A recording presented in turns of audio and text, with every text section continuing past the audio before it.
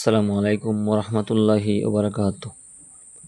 সম্মানিত দিনী ভাই বোনেরা, আজকে আলোচনা করব বেহেশতবাসীদের মধ্যে 3টি অভ্যাস আছে এবং বেহেশতি এবং সম্মানিত ব্যক্তি ব্যতীত অন্য কাহারও মধ্যে পাওয়া যায় না এমন 3টি বৈশিষ্ট্য, যাহা বেহেশতিদের চরিত্রের বিশেষ গুণ। সুবহানাল্লাহ। যারা বেহেশতি হবে তাদের মধ্যে এই 3টি বৈশিষ্ট্য বা গুণ থাকবে। তা হলো 1 নম্বর, উপকারের প্রতি অনুগ্রহ করা। যে আপনার ক্ষতি করে, যে আপনার অনিষ্ট করে, তার প্রতি কী করা? অনুগ্রহ করা, দয়া করা। এটা একমাত্র যারা ভালো মানুষ বা সম্মানিত ব্যক্তি, যারা বেহেশতি মানুষ, তাদের মধ্যে এই গুণটি থাকবে। ক্ষতি করলো, এরপর আপনি তার কি দয়া করবেন, তার উপকার করবেন।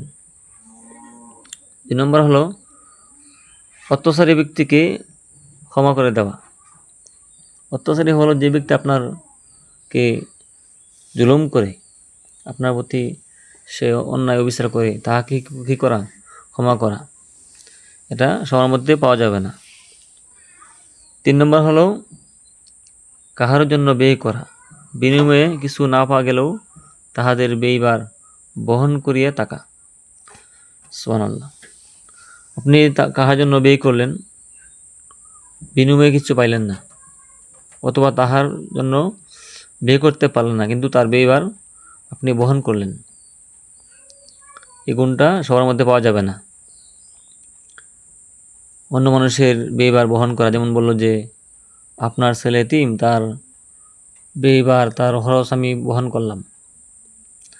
বা একজনের স্বামী মারা গেল, তখন এক ব্যক্তি বলল যে আমি এই মহিলার আজীবনের ব্যয়ভার বহন করলাম, বা তার সংসারের খরচ আমি প্রতি মাসে আলাদা দেব, বা তার ছেলে সন্তানের খরচের লেখাপড়া বা সমস্ত খরচ আমি দেব।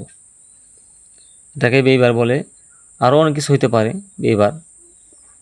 তো এই গুণগুলা সবার মধ্যে পাওয়া যায় না। তো আজকে এই আলোচনা থেকে আমরা শিক্ষা গ্রহণ করব যে আল্লাহ রাব্বুল আলামিন আমাদেরকেও যাতে এই গুণগুলা দান করেন, যাতে আমরাও বেহেশতি হতে পারি, সেই তৌফিক আল্লাহ রাব্বুল আলামিন আমাদের সবাইকে দান করুক। আমিন। আসসালামু আলাইকুম ওয়া রাহমাতুল্লাহি ওয়া বারাকাতুহু।